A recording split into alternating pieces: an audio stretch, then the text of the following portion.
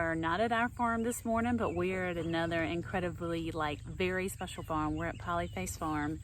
This is Grace's second year that she has come to Polyface Farm Camp, and she has, I think it's safe to say that she has loved it and enjoyed it just as much as she did last year.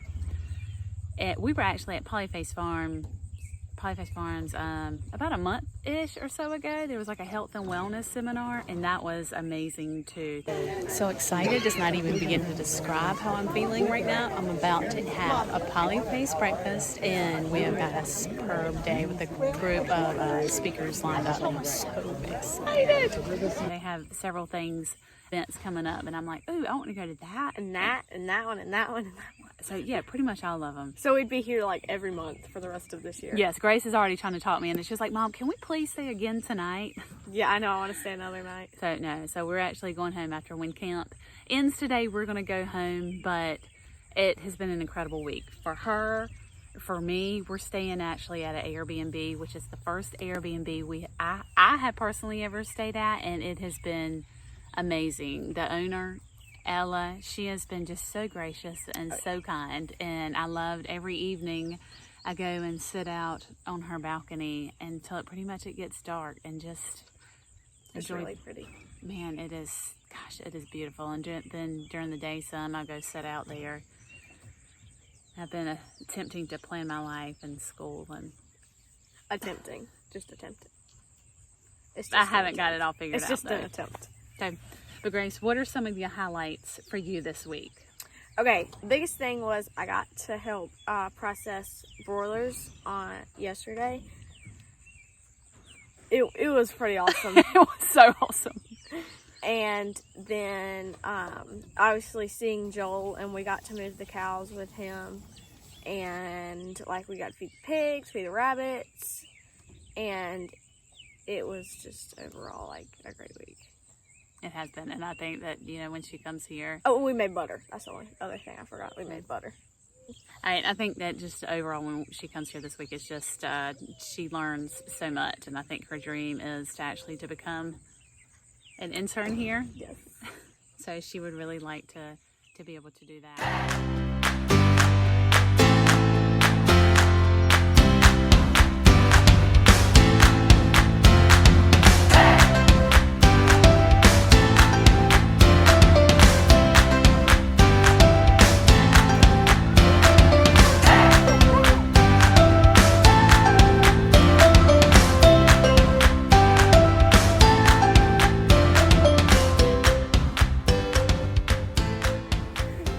I'm here with Daniel Salatin at Polyface Farms, and I'm so super excited to be able to sit here and chat with him for a second. And one of the things that I was telling him, so this is my third time actually coming to Polyface, and every time that I come here, I'm just so super impressed with everybody that I meet, from just the people that I meet in the store, the interns. They're just all so super, they're really kind, and it's just such an amazing culture here that just draws you in. And there had to have been some kind of vision to create a culture like this. Sure. Well, certainly. Well, I'm first of all happy to be with you, and second of all, happy to know that translates to you. Absolutely. We tell our staff and all of our people that are with us a couple things. One is, a lot of folks that come here have seen the movie, read the book, whatever, and it's like going to Disney World. It can't be as good as you've made it out in your mind. There's this letdown, and you go there and you think, oh, it's going to be the greatest thing, and then you get there, you're like, well, it wasn't quite as good. So what we tell folks is, I said, look, our goal is to exceed expectations of what people have when they come here. So whether they've seen the book or seen the movie, read the book, when they come here, we want them to be thoroughly impressed. It was as good as the book said and better. Right. So that's one of our expectations. The next expectation, as you said, is culture. When we look for people to join our team, we do go off of, my good friend has a 5C rule, and it's chemistry. I probably won't be able to name them off now. I'm on the spot, but not at any level of importance, but chemistry, character, and community, and you mentioned culture, and that's a big one. And so every group and organization has one. I think it's an important thing to remember in our culture today, as we've got so much going on and polarization and different things, is that there's nothing wrong with your specific culture. Enjoy it, embrace it. That's what makes it beautiful. And if we were all the same culture, it'd be boring and horrible. Right. And so that's what makes every business different. And so at the end of the day, yes, we have a biblical worldview. We have a Christian attitude of loving your neighbor, better than yourself, putting their needs ahead of yours. And that's an important step for that culture piece. And that's certainly a vision that, my grandparents and parents and myself and everybody here tries to live by.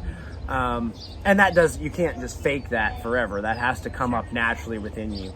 But that culture is something that's not, it starts at the top, obviously from our Heavenly Father from the very top, but then ultimately down through us as humans, as leaders. And so as servant leaders and as leaders that we have with our team, having that culture is a huge part of what we do. And it is something that, it is hard to duplicate. That's kind of the secret sauce. You have to start that culture from a very beginning with a purpose. It's a purpose creation. And that helps you attract good people like that. And it's tough to make the call at points when you're like, look, this individual doesn't actually fit our culture. Doesn't mean we don't like them. Doesn't mean they don't have great things. And as we follow up with them down the road, doesn't mean they don't go on and do great things. Right. And in the farming space, a lot of times, it just means it's not a fit here. And so when you look at even nature, you think about the biodiversity of nature and all the bugs and the animals and the flora and the fauna stuff, but you don't see an oak tree growing out of the middle of a pond, right? There's incredible interaction. Every animal every plant is totally connected, and every ecosystem is in balance. But it's in balance because we're all in our places where we thrive. And so I think that's really important to remember, is that as you create that culture, A, picture it in your mind, B, have that vision of plan, like what do we want this to look like? And then purposely go for it. And don't apologize for selecting people that fit that culture.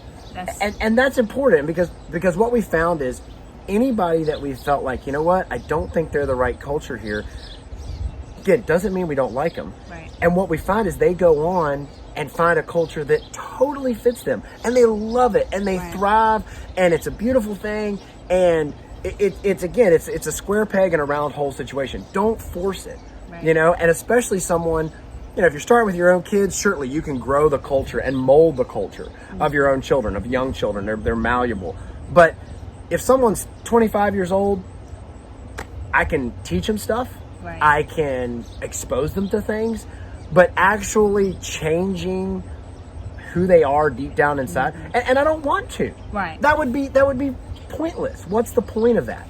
As long as they're not like, a psychopath, there's not a reason for me to want to change them. Let them be them and find places where they can excel. And so, if you're an oak tree, grow in the forest. If you're a fish, live in the pond, and embrace that. And I think that's something that we miss a lot as we try to make everybody the same. Right. And that's a big thing for me, is that when you go into a business or a community or even a nonprofit or whatever, I try to step back and say, what is the culture of this operation? What makes them tick? Why are they successful? What is really going for them? And don't try to bring my culture to them, but adopt what's good for them, what's working for them, what they're doing, and either, hey, what can I add to me to make my operation better?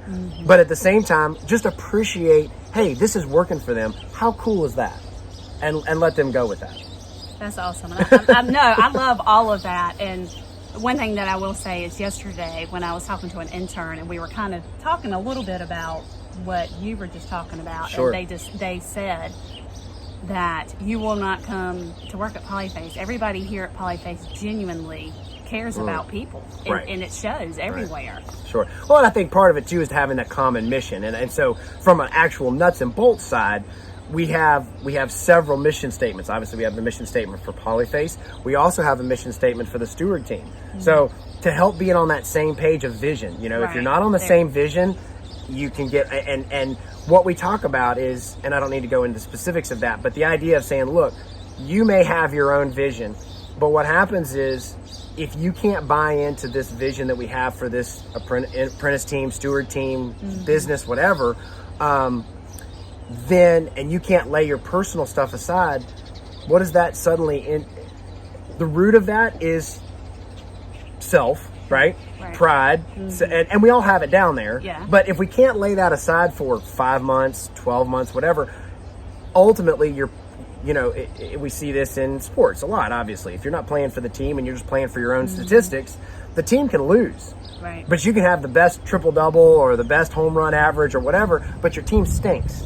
Right. And so it's about that team or culture that has to draw people together. And I think that's the most important part, is that as long as, and we talk about that a lot early on, is if you can buy into that team, into that mission, having that common goal, and it's clearly laid out, it's defined, and that's really important, making sure it's defined and known, then you can have a great relationship over that period of time because it's a common goal. Right. And then they can go on and do whatever they need to do personally, wherever that is. But at least for that period of time when you're coupled together, again, you think about horses, right, or oxen or whatever. When they're coupled together, they have that common goal. Right. And when they're apart, they can go drink and eat separately. They can do whatever they want. But when they're coupled together, it's the common goal of pulling together. And if you can pull together, you can move mountains. It's crazy. That is awesome. No, yeah.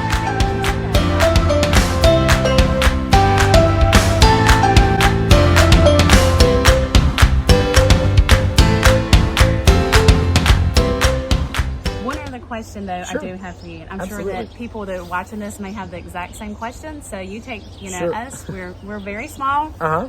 We have done total 2 different batches, 75 Okay. broilers. We Uh-huh. would like to start, getting to where we're selling them. What we're Sure. trying to do right now. I guess. What is your best advice for somebody who is small like us, who wants to grow? Sure.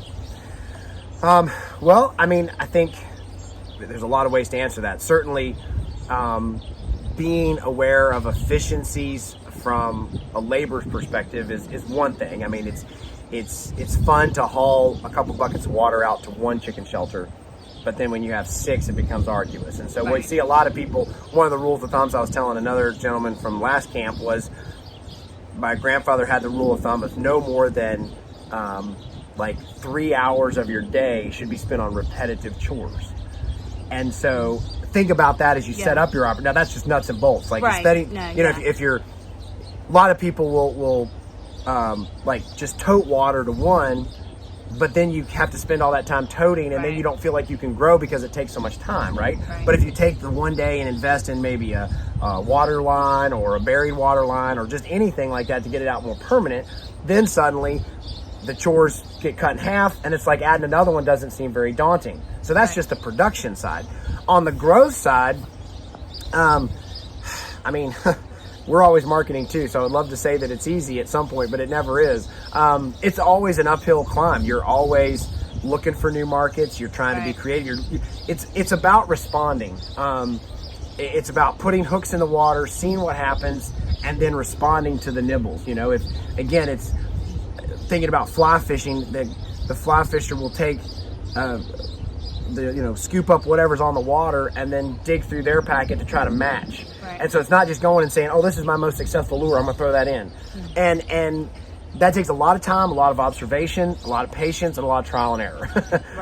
And so I don't have a magic bullet secret sauce there. And being open for things. I mean, a lot of times you start out with the idea of, oh, I'm gonna raise pasture broilers and that's gonna be my mainstay, and I'm gonna raise a lot of those and all.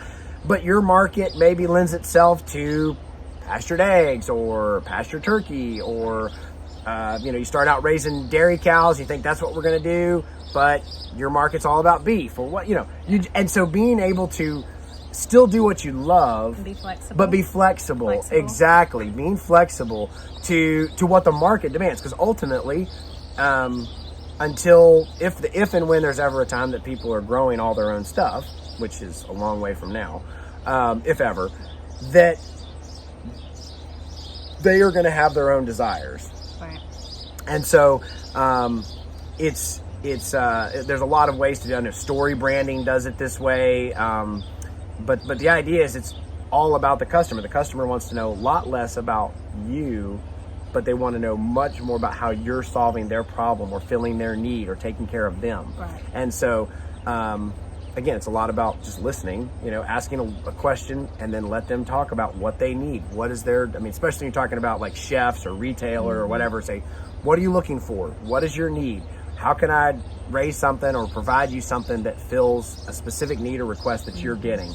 And be willing to try it. And it's everything from chasing down regs or processors that will make meat sticks for you, like jerky sticks or whatever, when you thought, I don't need to do that, but that's what people want, to cutting up chicken. Our thing was all whole chicken forever, and now we sell well over 30% of our chicken is all cut up in parts and pieces and stuff, and that's what people wanted. So we haven't done that. Good. We've just did the whole chicken and so far, but yeah, and that's what you should do if you don't have to. That's what I tell people. Don't overcomplicate it just because you think someone else is doing it. If you can sell whole chicken, don't start cutting up. It's a hassle. It's a pain. You got inventory issues. It's a real disaster. But if you get to the point where you want to grow more, then that's a way to tap into another market share. And so that's kind of, those are just some broad suggestions. And if I had more specifics, I'd let you know. No, that is great. Thank you. I could sit here and ask him probably 1,000 more questions, but I appreciate I appreciate your time. You're Thank so you welcome. much, Great Daniel. to chat with you. All Fun. right, you too. God bless.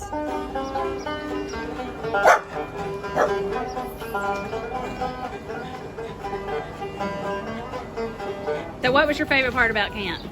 The bunnies and the dog Yeah?